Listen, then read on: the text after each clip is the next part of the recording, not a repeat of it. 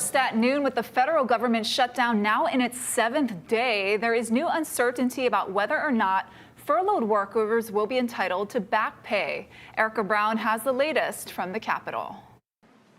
Well, thank you very much, everybody. During an Oval Office meeting with Canada's Prime Minister Tuesday, President Trump suggested some furloughed workers could be denied back pay once the government shutdown ends. It really depends on who you're talking about. But for the most part, we're going to take care of our people. There are some people that really don't deserve to be taken care of, and we'll take care of them in a different way. CBS News has learned the White House's Office of Management and Budget is circulating a draft memo suggesting federal employees may not be entitled to back pay despite a 2019 law signed by President Trump after the last government shutdown. I believe it's a strategic mistake to now let those folks know or let them think that they could potentially not get back pay. Trump also said he will be announcing layoffs and the elimination of some federal programs within the next 4 or 5 days if the shutdown continues. A lot of those jobs will never come back. Here on Capitol Hill, lawmakers remain deadlocked over health care. Democrats want an extension to Affordable Care Act subsidies, but Republicans insist the shutdown should end first. The government remains shut down right now because of the refusal and unwillingness by Donald Trump and Republicans to actually provide health care to working class Americans. At some point, we're happy to have that conversation, but not until the government opens up. The effects of the shutdown are being felt at airports nationwide. Several reported staffing issues Monday night, leading to delays. Erica Brown, CBS News, Capitol Hill. Here at home, a 65-year-old man has been arrested after he allegedly assaulted 3 HPD officers in Waikiki. Just before 6:30 this morning, officials say the officers were responding to a report of a man damaging an abandoned unit. They attempted to detain the suspect, who became combative and bit one of the officers during the struggle. Pepper spray was used on the suspect, and he was taken into custody. One officer was taken to the hospital, while the other 2 were treated at the scene. The 18-year-old woman accused of stabbing a 13-year-old girl in a Honolulu park over the weekend has been charged with assault. Police say Exmi Asuk was intervening in a fight between her sister and the other girl. The girl who was injured was taken to the hospital with multiple stab wounds and was reported in serious condition. The prosecutor's office yesterday downgraded the charges from attempted murder. Asuk is being held on $15,000 bail. On Kauai, a 61-year-old man visiting from California died yesterday after lifeguards pulled him from the ocean near Anini Beach Park. Police got to the scene around 3 in the afternoon. The swimmer, later identified as Todd Wilt, made it to shore before he collapsed. Now, lifeguards performed CPR and medics took him to the hospital, where he was pronounced dead. Police say they do not suspect foul play. A lawsuit reveals for the first time what may have caused the death of Hawaii Five-0 and Magnum PI actor Taylor Willie. His family claims a wheelchair lift malfunctioned while he was being loaded into a van in Las Vegas back in 2023. Willie fell and hit his head. The suit says that led to his death 8 months later at the age of 56. Willie's widow and 2 children are seeking damages from the transport company GMT Care. We reached out for a response and have not heard back. A Hilo judge has granted supervised release to negligent homicide and DUI suspect Dallas Brooks. The 30-year-old is accused of crashing into 21-year-old Maxwell Robertson Sherwood as he walked along Orchid Glen Drive in Curtistown back in May. Brooks is due back in court in January. And loved ones gathered last night to remember a woman killed in a hit-and-run in Kalihi last month.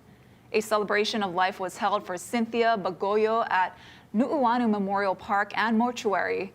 The 58-year-old died on September 22nd after she was hit by a driver while crossing North School Street. HPD is still searching for that driver who fled the scene. Still, we are in shock, okay? And we cannot believe. We're asking that individual to, why don't come forward and face the reality of what you've done. And now I see her in the coffin, and I can't really accept for now. Help us to catch the guy by doing this, by sharing to the social medias. We want justice. That's what we like for now. If you can help with this investigation, please call Crime Stoppers. A multi-agency effort that successfully shut down 62 illegal game rooms in Kalihi since 2023 could be expanded to other parts of Oahu. HPD says none of the game rooms have reopened, giving Operation Follow-Through a 100% success rate. It works by having partner agencies such as the Department of Planning and Permitting and the Honolulu Fire Department follow up after a search warrant to identify code violations. There's now an effort to implement the program statewide, island-wide. A West Oahu family of 7 says they are out of money. Derek Kravitsky reports on the house fire that left the renters on the beach in Nanakuli. This was my daughter's room. I had to yell at her to get out, get out, get out, because grab the kids and get out, because she was lying right next to that wall, and that's the first place I went out. Shandy Kabibi says she and her 3 kids were taking a nap last Wednesday when a neighbor alerted them. The home that was in her husband's family for generations was destroyed in minutes.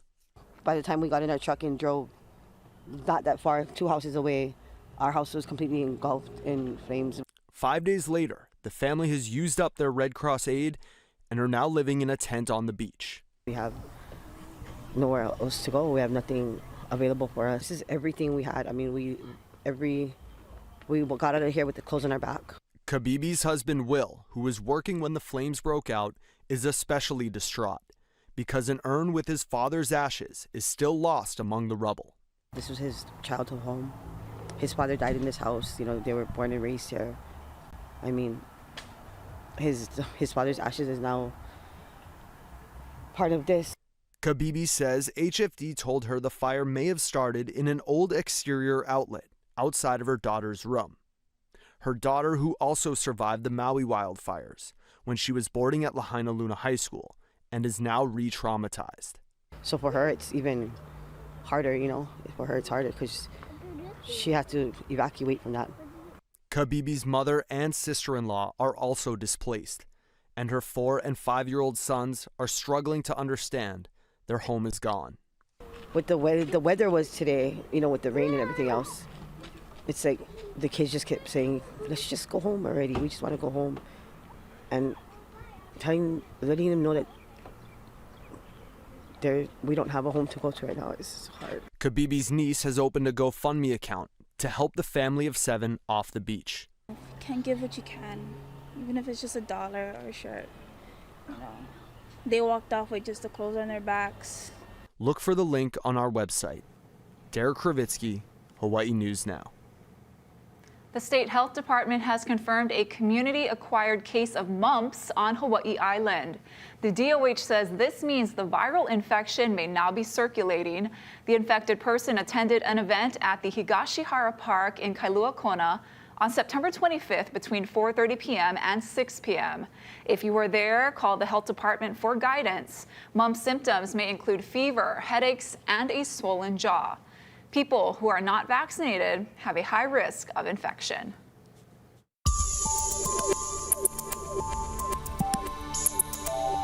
How's it on this Tuesday? That band of moisture that moved over Kauai and Oahu yesterday continues to sit over the state. It's kind of not moving very much, but it's not a big rain producer.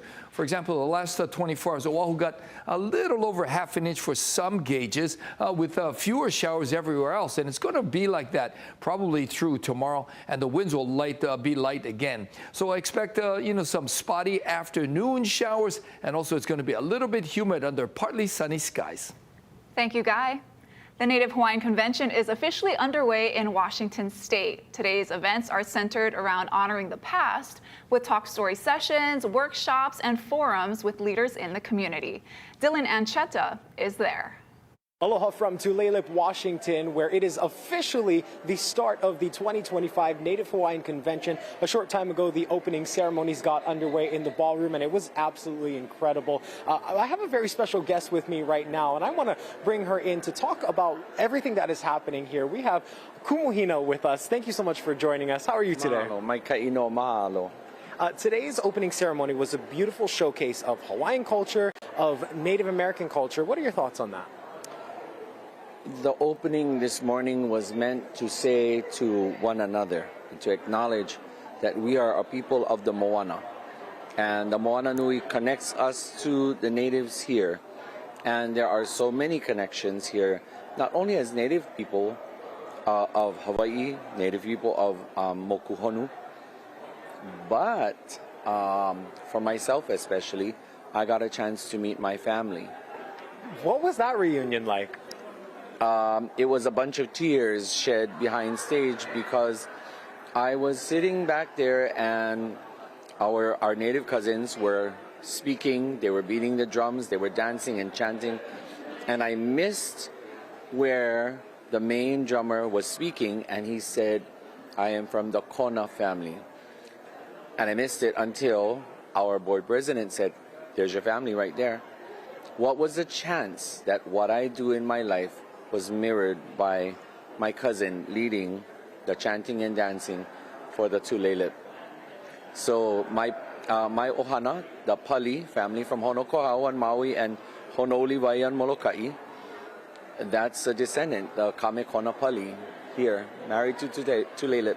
That is amazing, and that's what a convention like this is all about, making those connections, bridging, as they said, bridging the gaps. The ocean does not divide us, it connects us. And I want you to share your thoughts on what it's like to have this convention here in this native land. It's important to note that this is the first time this convention is being held on native-owned property outside of Hawaii, and that is so powerful. Yes, and here at this convention, there are many things that will be discussed. There will be cultural discussions, of which can serve to unite us as a people. Whenever we talk about our culture, it's our shared cultural values, it's our shared cultural knowledge. Then comes the even more challenging discussions. Sometimes it goes down the road of politics. At Hawaiian Council, under Kuhio Lewis' leadership, it hasn't been our charge to necessarily try to run politics one way or another. But in this space here at the convention, we've opened up space. This year, the request came from the Office of Hawaiian Affairs to us to provide them opportunity in one of our breakouts that they wanted to talk about federal recognition. And of course, we know that our community, some greatly supported it and some vehemently opposed it. That's one of the topics they'll be hearing about. I'm very curious to know what it is that they're going to present, but that's just part of the convention offerings, yeah. A lot to offer indeed, and like she mentioned, it's not all fun games, hula entertainment. It's all about making those tough discussions and having them and building that dialogue. Kumuhina, we thank you so much for you sharing your thoughts. We always appreciate it. So that is the latest here from Washington State. For now, I will send things back in studio. I'm Dylan Ancheta for Hawaii News Now. Mahalo, Dylan. Ahead on This Is Now, nearly 200 National Guard troops from Texas are arriving in Chicago as part of President Trump's crackdown on crime. How the city is responding. Plus, a longtime and notable Hawaii businessman falls victim to a scheme that cost him more than $1 million. We'll be right back.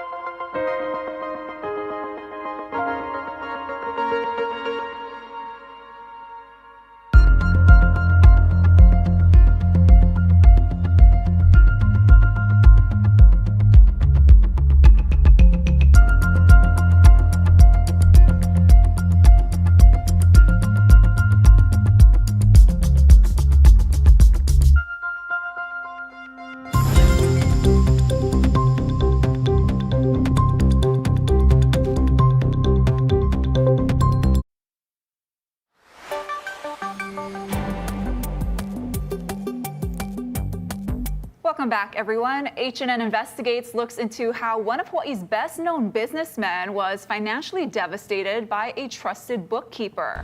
The owner of Dave's Ice Cream says he lost more than $1 million due to the embezzlement, which included the suspect cashing checks that weren't even signed.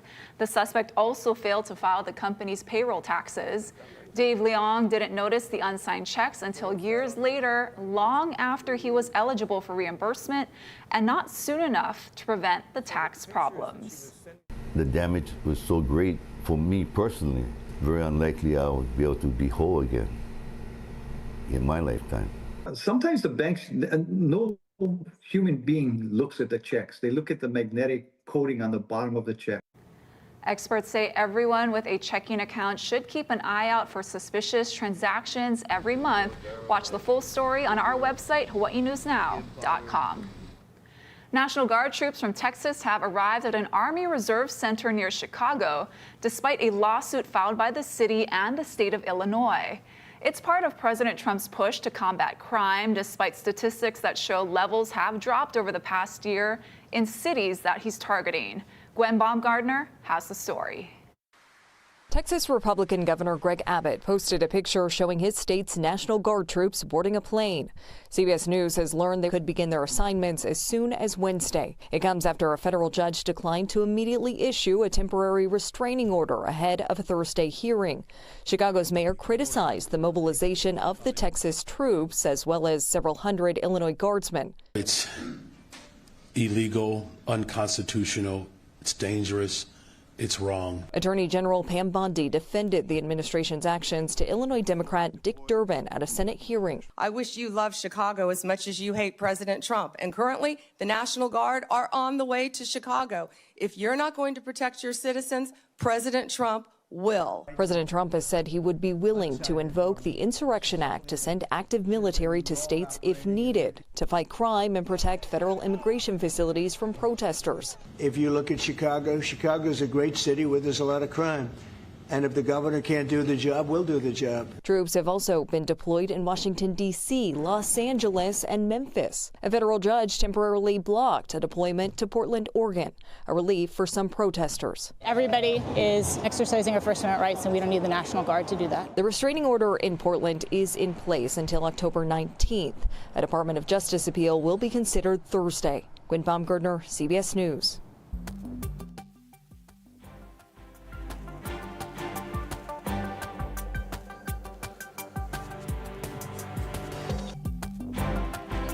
Degrees outside and really pretty. We're going to have your full forecast with Guy Hagi coming up in 2 minutes.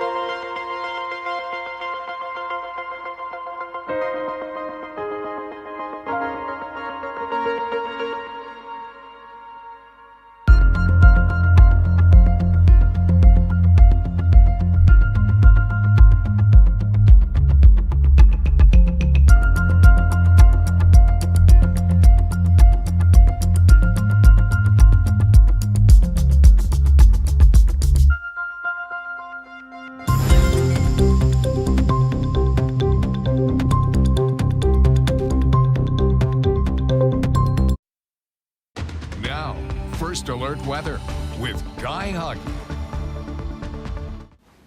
How's it on this Tuesday? You know that band of showers we were tracking yesterday? It moved over the western end of the state, and it's kind of going to sit stationary through tomorrow. So you can expect partly sunny skies. We'll see some sunshine from time to time, and we'll also have some cloudy periods from time to time. And we'll likely see a few scattered showers, but really widespread rain not expected. You can see it there. And those winds will run slow. For the next couple of days, the winds will run slow, and that means higher humidity levels as well as the change in the weather pattern. So we'll likely see some afternoon cloud buildups and some spotty afternoon showers.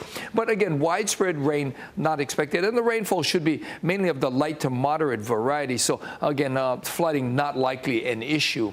Now, as far as the surf, it's going to be dropping pretty much island-wide today with a little pulse expected into the South Shore.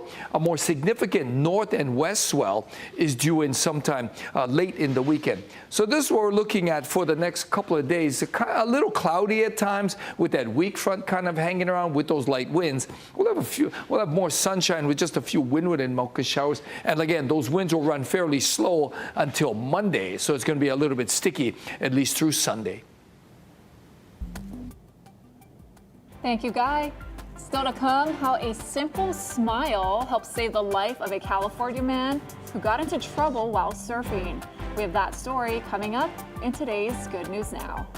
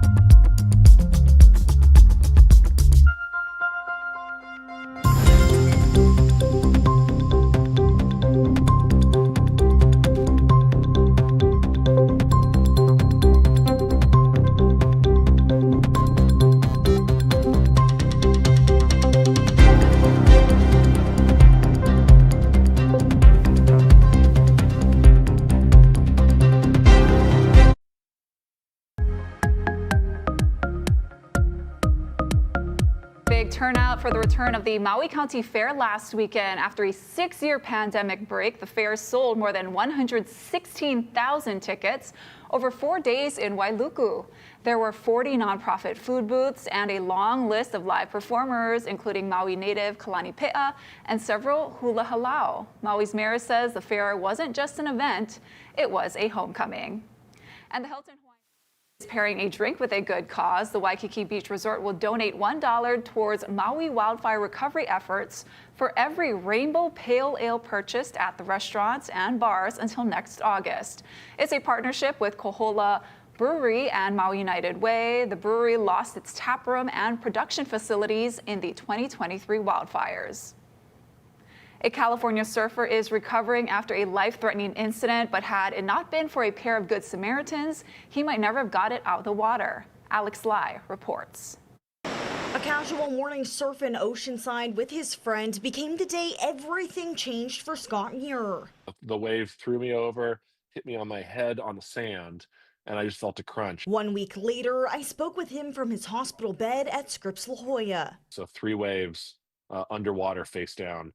And, I was pretty sure it was getting really close. The wipeout left him paralyzed, though his spinal cord was not severed. When all the vertebrae compressed, they twisted. But it could have been much, much worse. And out of nowhere, someone comes up and reaches in the water and grabs me and flips me over. That someone was 19-year-old Jula Ely, who was surfing with his friend Thomas Alspaugh. If I wasn't looking out for him and I wasn't being friendly and he wasn't being friendly, then so many things could have happened. It started with a close call in the water between Judah and Scott's friend Dan. Dan could have probably reacted differently, and he reacted with a smile. From that moment, our vibe in the water, everything changed. The four began cheering each other on as they took turns catching waves. And I'm trying to find him, to hype him up because it's such a sweet wave. And I just see his board pop up. And I'm like, where is this dude? That's when Judah sprung into action. And then I saw Judah fully pulling him out of the water, like under his arms, and I was like, no way. So I shouted down Dan. Scott was rushed to the hospital and has since regained some movement. I have arm mobility. I can move my left leg. Today, Judah and Thomas visited him for the first time. To be able to look them both in the eye and say, you are the reason I get to see my wife again, get to see my daughter and my son. I didn't think I'd ever have that chance. Scott will continue his recovery at a rehab facility in Colorado, thankful for new friends and the power of a smile. I'm thankful for people that give out those smiles and receive those smiles. That's what it's all about at the end of the day. And that's Alex Lai reporting. Don't forget to smile today, everybody. Thanks for watching. More news first at 4 right here on K Channel. Aloha.